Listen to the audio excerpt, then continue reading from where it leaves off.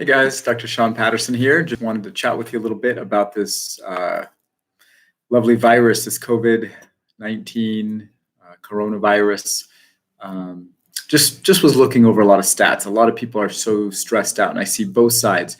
I see people who are coming in telling me, coming to practice or contacting me, telling me all about one side of things where there's empty hospitals and ventilators and rooms not being used. And then I hear the other side, people saying, oh my gosh, 400 people died yesterday and the hospitals are overflowing and stay home and everything in between. So what I'd really like to just leave you with is some peace that, yes, this thing is serious and it's scary and it's bad. But I think what most people are going through is shock.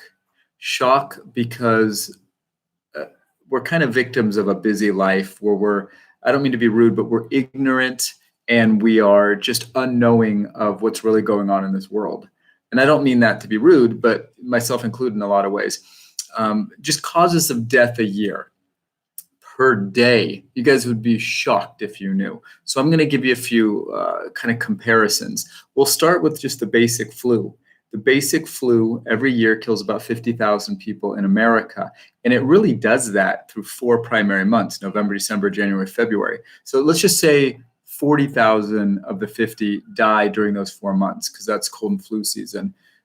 That's 10,000 people a month. What is that a day? I mean, you do the math on that. That's a lot of people. That's hundreds of people dying a day over the course of 4 months.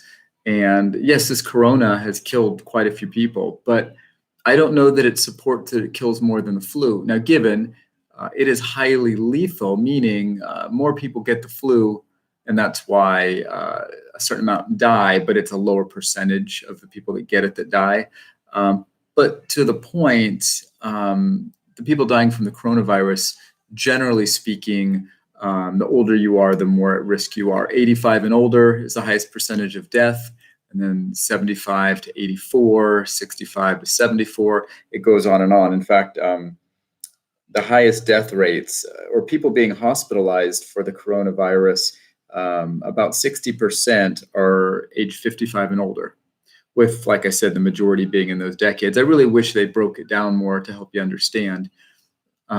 Because I think we need to make good informed decisions. Now, personally, I'm home right now. My kids are home and we're staying home other than medical care, which I deliver or receive, and groceries, and a lot of walking outside. But basically, I want to protect my older people as well. I have a heart for people that are in bad health, whether it's their fault or not.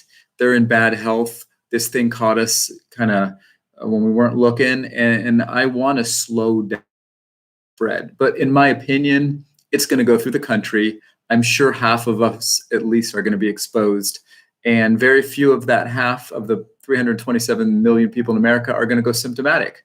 You're probably just going to be fine. You might not even know you had it. So I guess my point to all this is you just have to understand numbers can be scary. Right now, the media, they got to sell ads. They got to have something to report. And what reports are things that get you going? Shock. Shock can be good and it can be bad. So when you are shocked, just know it's something you weren't aware of. And it could be good, could be bad, but don't get so emotionally charged about it. If you start understanding, guys, what I really want is a call to action where people take more responsibility for their health. Because we've entrusted government agencies, we've entrusted the media, we've entrusted trainers in health and the gyms and supplement companies to give us our health information. And to some degree, it's worked out okay. But if you really look at the numbers, it's not working out well. And we are sick, and we need to start taking responsibility for our own health so we're not victims of these viruses and infections. But here's an idea, not to stress you out, but going to the hospital is one of the worst things you can do on any day of the year. Last year alone, 2 million people, this is an average over years and years and years, 2 million people get infections from the hospital. Now, when they say hospital, I don't know if that means like where I go, where it's Kaiser and they have all these departments, but it's not necessarily a hospital, if that means hospital itself. I don't have clarity on that, but I would bet it's a close second if it's not the same kind of statistics. But anyhow, Out of the 2 million people that got infected by going to the hospital, 99,000 of them died.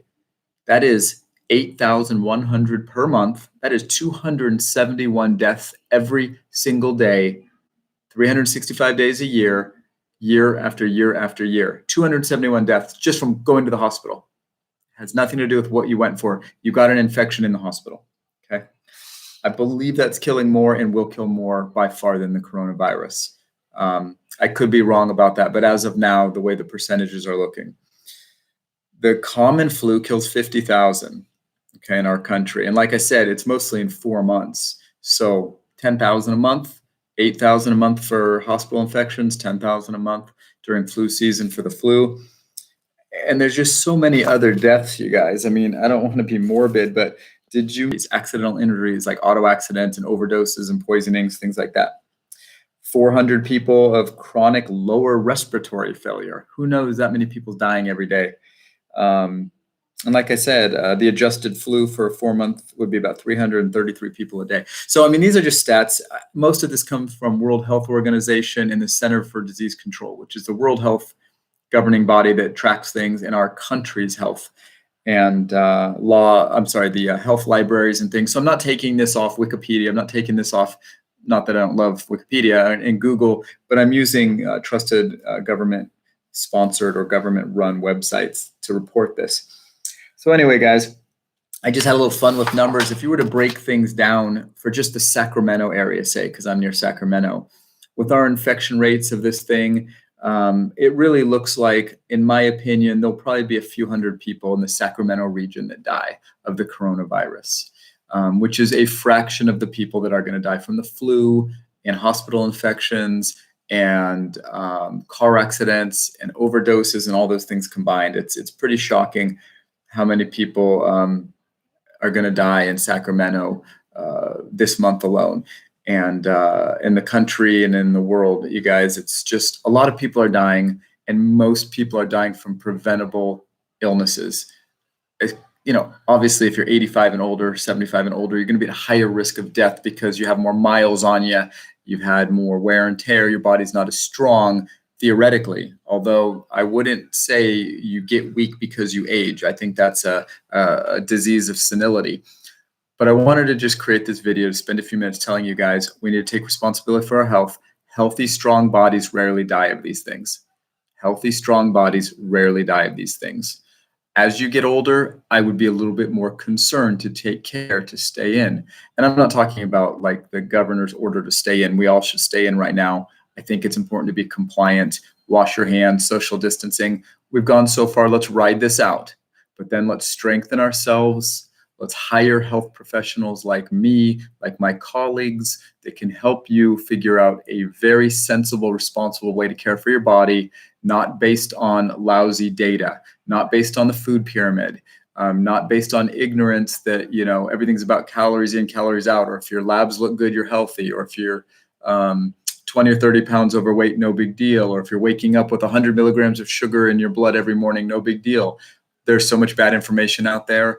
If you let other people tell you how to be well, you will not be well in most cases. So please reach out to somebody like me. If you're not close or you don't like consulting over the phone or internet, then just shoot me an email and I'll say, hey, I know somebody in your area. Here's what I would do. But seriously, I usually shy away from this, and I'm not using this for self-promotion. I'm using this to tell my friends, hey guys, calm down about this thing. What you should be shocked about is how many people are dying every single day of preventable illness, way more than the coronavirus is ever going to kill, even with its pandemic. Pandemic just means world. It went around the world. How is that different than last year's flu and the one before that? There's international travel. By the time we're sick, it's all over the world. Many, many patients who travel internationally and go to all the big airport hubs and trade shows and things like that. Do you really think we're not all infected? You guys, all we're doing is we're opening our eyes to this for the first time, and it's shocking, but this is not anything that out of the ordinary. A lot of people are going to die. I'm sad for that. But most of those people were going to die of something else, if not corona, and soon, because their bodies are worn out and beat up. I don't want you to be that person. If you are that person, I have compassion for you. I love you. I'm staying home and washing my hands, trying to protect you. Please stay home. Let us know what you need. Let these younger, stronger people deliver your groceries. help you with what you need, walk your dogs for you, whatever needs to happen. Stay home, let's get through this, but then let's socially and even spiritually come together, help each other out, create solutions for better health. Okay, we can't be dying by the tens of thousands because we're ignorant to true health, and we're not stewarding our lives well, and we're just living under stress and stress and stress. And there's a better way, guys. So God bless you. I believe that the God who holds all things together will be present in your life and direct your path and keep you well. Pay attention, listen to the small voice, enjoy your people right now.